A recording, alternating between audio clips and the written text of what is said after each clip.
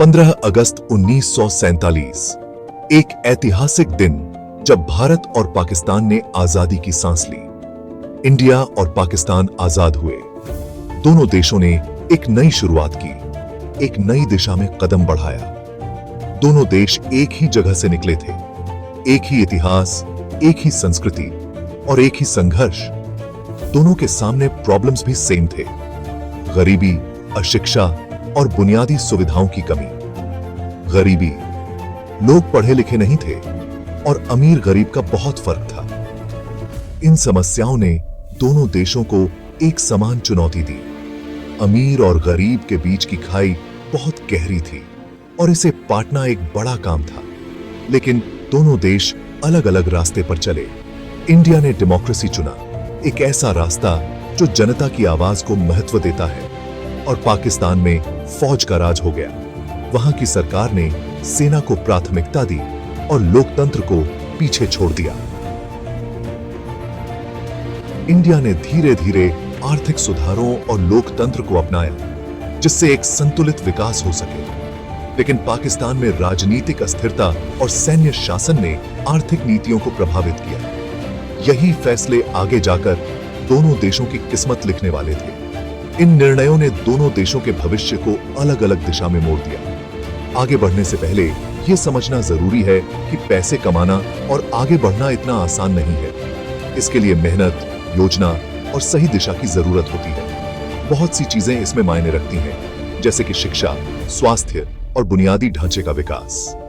इन सभी कारकों का एक साथ आना जरूरी है ताकि एक देश प्रगति कर सके।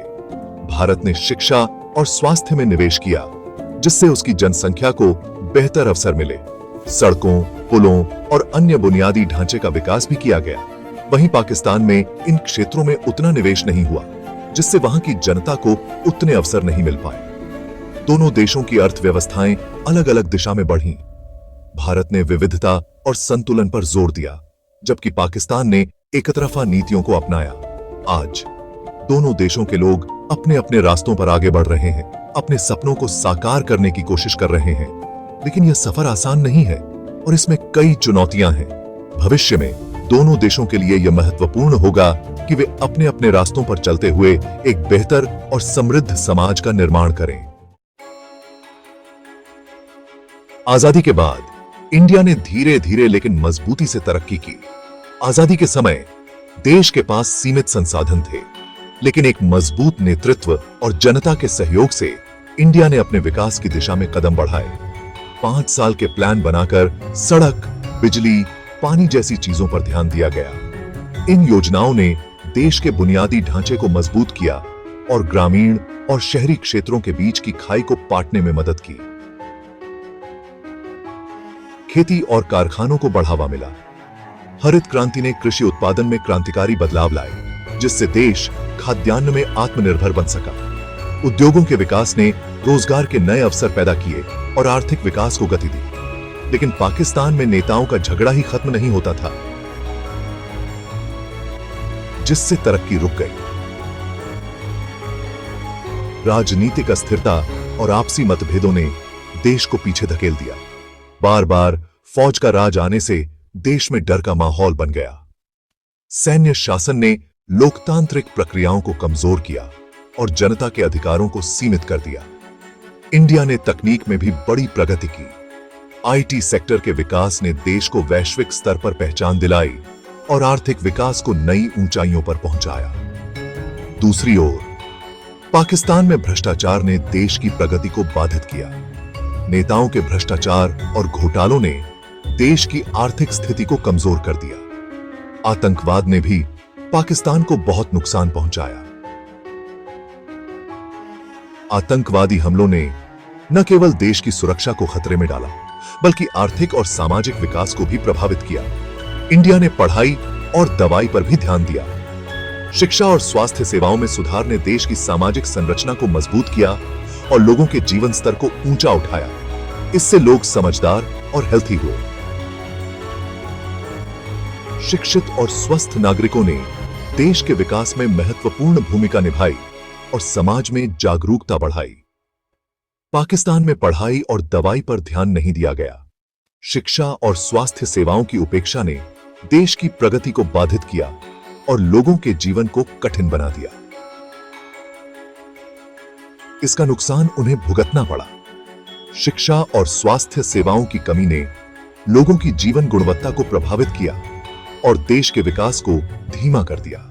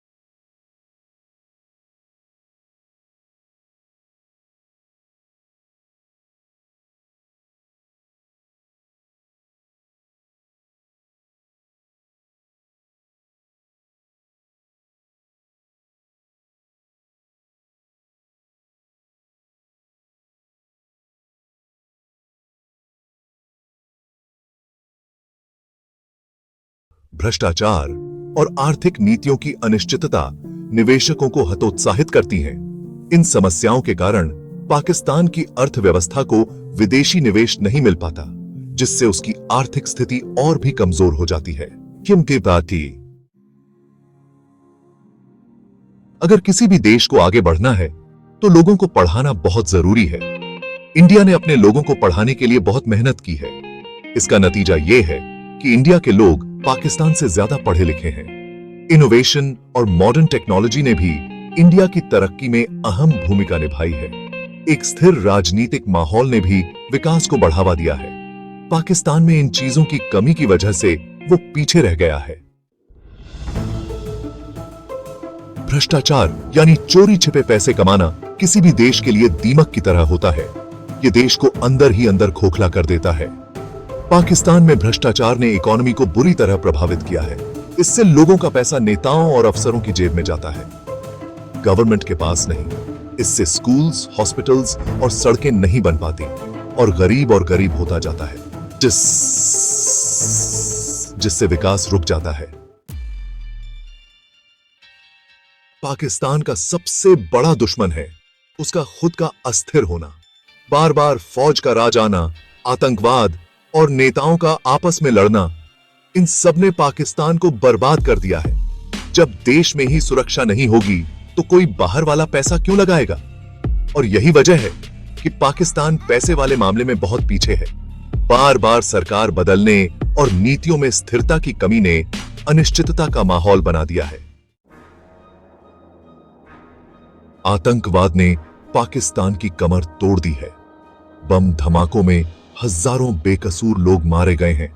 इससे पाकिस्तान की इंटरनेशनल रेपुटेशन को भी भारी नुकसान हुआ है और टूरिस्ट भी डर के भाग गए हैं। कोई भी बिजनेसमैन उस देश में पैसा नहीं लगाना चाहता जहां कब क्या हो जाए कोई नहीं जानता। इंडिया और पाकिस्तान के बीच कूटनीतिक संबंधों पर नजर डालें तो दोस्ती के पल भी रहे हैं, लेकिन ऐतिहासिक संघर्षों के कारण यह संबंध अक्सर तनावपूर्ण रहे हैं। इससे पाकिस्तान दुनिया में अकेला पड़ गया है। आज पाकिस्तान गंभीर आर्थिक संकट से गुजर रहा है। भविष्य में प्रगति के लिए उसे आर्थिक सुधार और राजनीतिक स्थिरता की आवश्यकता है। भ्रष्टाचार को खत्म करना, आतंकवाद को जड़ से मिटाना और शिक्षा पर ध्यान देना अनिवार्य होगा। इंडिया और पाकिस्तान की कहानी हमें यह सिखाती है कि सही फैसले और अच्छे नेता ही देश को आगे बढ़ा सकते हैं। लेकिन पाकिस्तान के लिए अभी भी उम्मीद बाकी है। अगर पाकिस्तान अपनी गलतियों से सीख ले तो वो भी तरक्की कर सकता है। इंडिया और पाकिस्तान दोनों ही अगर स्थायी विकास और शांति पर ध्यान दें तो वे प्रगति और समृद्धि की ओर बढ़ सकते हैं।